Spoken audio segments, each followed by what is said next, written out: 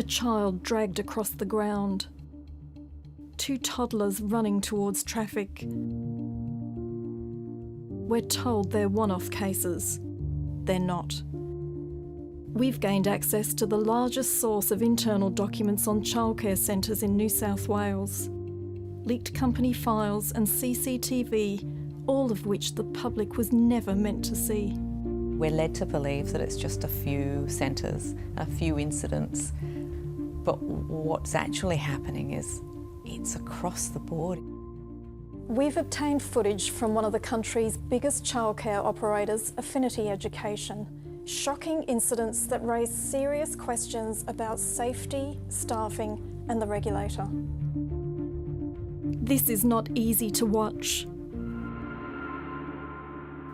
This was filmed by an educator in May 2023 at an Affinity Centre in South Strathfield in Sydney.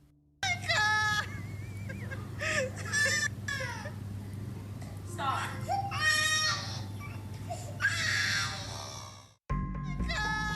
A defenceless baby slapped in the face by a childcare worker 4 times. It's not funny. There's nothing funny about hitting a baby. Her colleague films it for fun. Why is that being filmed on Snapchat? Like the torment of a child. Literally making fun of a child's distress.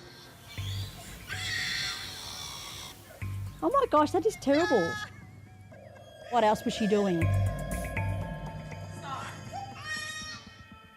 That's monstrous. The worker was charged with 1 count of common assault and sentenced to a community correction order, no fine. Affinity said it acted after being notified by police. 1 worker was sacked, the other resigned. The regulator required additional training of managers and banned the educator for 12 months. CEO Tim Hickey declined an interview. In a statement, he said, I want to express how profoundly sorry I am that something like this could occur to any child in our care. He said Affinity spent $70 million in the past 3 years improving compliance, training and safety systems. This is the message he sent to staff following our childcare investigation in March. Hi everyone, good to be with you. And listen, I just wanted to have a quick message to all the Affinityites out there. That I really appreciate everything you do day in, day out to deliver outstanding care to children. You know we have, as part of our Affinity safety commitment, 0 tolerance to any child harm. Affinity owns 250 centres across Australia. We have evidence of other shocking cases, like what an educator did to 3-year-old Willow earlier this year. I was told that she chased her in from outside. She yelled at her, picked her up above her head and shook her violently. So, yeah. It just sickens you to the core. Shaking a child, let alone a little toddler, isn't healthy for them. And then also to know that there was no medical attention given to her just to see if she was okay afterwards. The assault happened at Affinity's Papilio Centre in Bathurst on January 13. Michaela wasn't notified within 24 hours, a breach of the regulations. I was told 9 days later about the incident. Willow's behaviour in those few days in between that I was sending her was, she was very scared once we got to the centre and I didn't know why. Michaela says she asked Affinity to freeze Willow's account while she figured out what to do next. The following week they tried to take money out of my bank. Were you surprised? Willow doesn't matter. What's happened to Willow doesn't matter. It was straight out business. Not one person locally, no representative, no one from Affinity have once since the incident reached out to check on Willow's well-being, our well-being. These kids are not item lines on a spreadsheet. Unfortunately, they are seen that way by Affinity, and it sickens me to the core. Affinity told us it had apologised to the family for a failure to inform them in a timely manner. Since ABC contacted Affinity, Michaela's debt has been cleared and it is keeping a spot vacant. For-profit operators now dominate childcare, running 3/4 of long daycare centres. One of the biggest is Affinity, owned by private equity, a business model known for buying companies, finding efficiencies, then selling for a profit.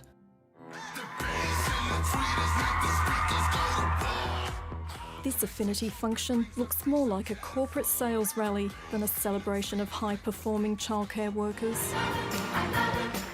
At this event, staff pay tribute to CEO Tim Hickey, belting out, "I will follow Tim." Follow Tim wherever he may go. I've never seen anything like that. It's extraordinary.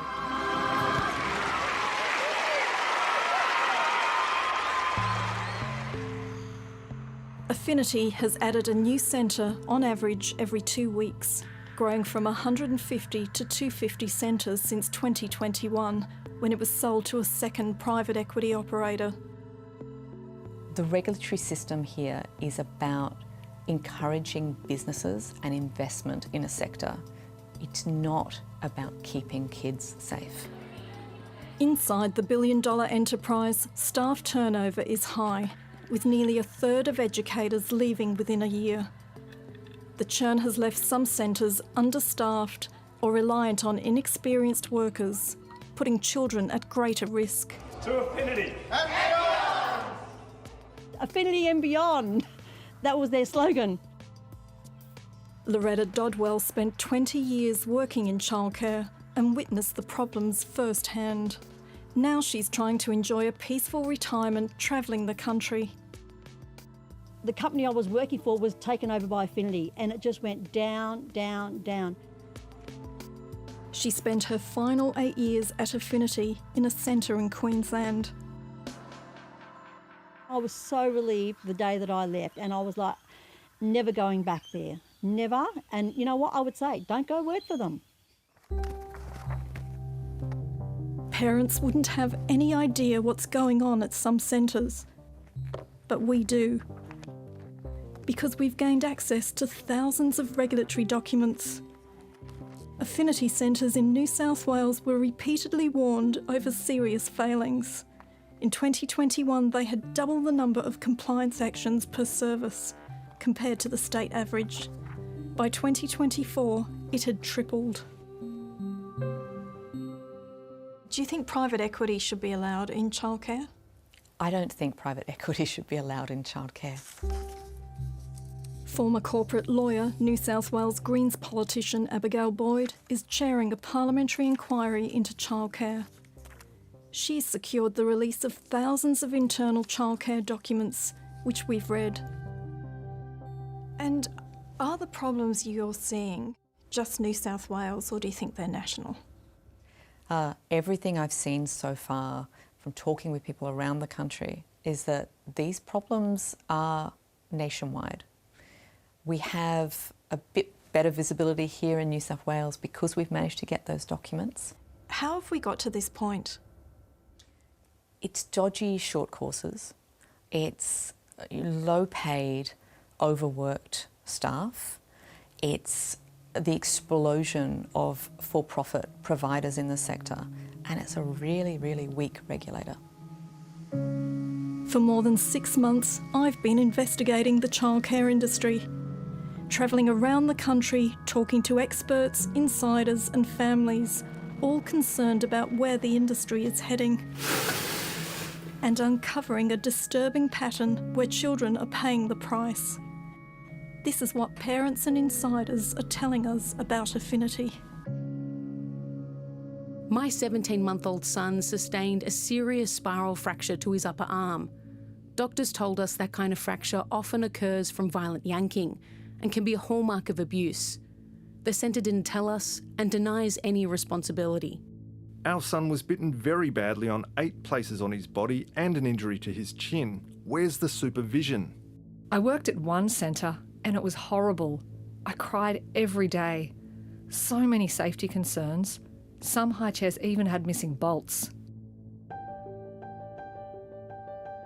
Frankie Scott's daughter Stevie went to one of Affinity's most notorious centres, Spring Farm. The New South Wales facility was temporarily suspended this year.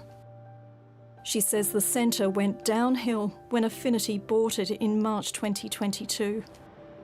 How did it change?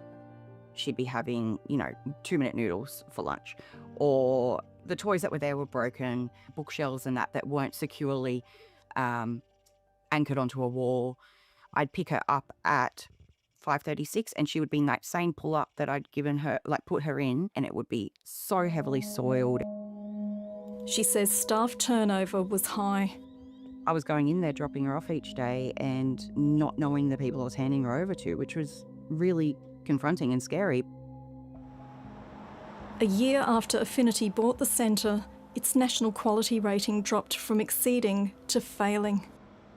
There was a lot of unexplained bruises, black eyes that she would have that they just sort of say, oh, she just fell over, but it didn't quite make sense. I'd taken her to the hospital because I was quite concerned, obviously being a head injury, but that was the first of, many hospital visits. In late 2023, Frankie stopped sending Stevie to Spring Farm. I shouldn't have let it go that long. I should have pulled her out a lot sooner, but, childcare is so scarce to get into as it is. Affinity told us COVID was partly to blame for the decline in ratings. It said it's been working with the regulator to improve compliance. Do you think families are being kept in the dark when it comes to these issues? When I first started trying to get these documents out of the government, I was told that one of the reasons that the regulator doesn't make it really clear what these breaches are is because they're quite minor. But what we see is actually the regulator is keeping really very serious compliance breaches away from public view. It's rare to see what happens behind closed doors, but we've obtained leaked CCTV from several Affinity centres in Sydney. At Eldersley, a girl plays quietly until an educator yanks her by the arm, drags her across the floor and shoves her out the door. A child is unsupervised, a breach of the law and regulations. At a centre in Epping, a toddler is pulled by the wrist, dislocating her elbow. And at Raby, a worker is seen grabbing a child from behind with force. This is what is going on in centres every day. Leaked internal documents include an educator lifting a child off the ground by his hair. In Canberra, an educator drags and locks a child in a room. And in regulatory documents, a baby vomits up 2 hooks during rest time that were used to hang fairy lights. In another centre, a child is found in the car park. Police sources told us a male educator at an Affinity centre was recently charged with 9 counts of sexually touching a child. We've ignored this for too long. It's a lot worse than what I first thought. The New South Wales regulator issued more than 1,700 breaches to Affinity centres in New South Wales between 2021 and 2024, averaging more than 1 breach a day. Affinity was issued 9 infringement notices worth less than $2,000. The regulator declined an interview, but in a statement said child safety is its priority. It said infringement notices are one of several tools used, including bans, enforceable undertakings, prosecutions, and centre closures. Last year, it banned 60 people from the industry and cancelled service or provider approvals of 63 due to compliance or safety risks. Shay Carter worked across more than 10 Affinity centres in Sydney and Canberra, frequently deployed to turn around struggling sites. There was a lot of work to do, a lot of missing documentation, missing processes, really unsupported staff that we needed to kind of uplift and upskill with different things. What sort of things did you observe? I observed a lot, a lot of good, but also a lot of bad. Children are being hurt, non-compliance and maintenance just being ignored, toxic culture being promoted. We were encouraged to compete against each other for the highest occupancy, or who can do better out of business outcomes, which harmed the staff and the children, and I participated in that myself. More for-profit centres fail to meet national quality standards compared to non-profit centres, and fewer exceed them. Professor Gabrielle Ma says the trend is concerning. Governments aren't paying enough attention to the kinds of providers that are coming into the system, because it's quick and easy for them to leave it to the private sector, and they don't put enough resources into regulating the system and ensuring that all services are up to scratch. All centres are meant to have a quality rating. 10% don't. Another 10% don't meet the national standards. The ones that do are assessed on average every 4 years. Professor Ma says it's even worse. 15% of centres have staffing waivers approved by the regulator, allowing less qualified staff. If you have a waiver on staffing, you're not meeting the quality standard that relates to staffing. 29% of all services that either we know don't meet the standards because of their rating or their waiver, or we just don't know at all because they haven't been rated. 29% is an alarming number to have question marks over the quality standards. It is. Professor Ma found Affinity uses waivers more frequently and for longer periods than the sector average. It's got about 55 waivers in its more than 200 centres in remote and very remote and outer regional areas. It's difficult to get trained staff. And Affinity doesn't run any centres in remote and very remote areas. So does that lower the wages bill for them? I would assume so, yes. Affinity told us almost 18% of its centres have a waiver. The majority are in New South Wales. And it is never used as a cost-saving measure and supports a challenging workforce market. It said over 90% of its centres meet or exceed the national quality standards. So do you think some large for-profit providers are gaming the system? That's a reasonable conjecture. I mean, some large for-profit providers have staffing waivers for half their centres. And you do wonder, why are they allowed to keep opening new centres when they can't staff the centres that they've already got? We've looked at childcare centres from across the country and found overwhelming evidence that our childcare system is in crisis, enabled by weak regulation. Money alone won't fix this mess. Mr Albanese, what's the one big change you'd like to be remembered for? Affordable childcare is one of the things that we're doing. We want the universal provision of affordable childcare so that it is as natural to have your child have access to childcare as it is to have access to a public Mr. school. Dutton, what's your one big... They're throwing more money into a system that I think's got major problems, and I really want the government to do something about those major problems before they put a lot more money in. There are well-performing centres and great educators, but finding quality care is getting harder for families.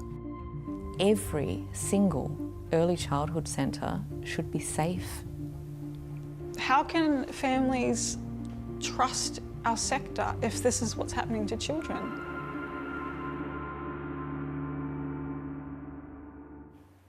You can find a written response from Affinity's CEO on our website.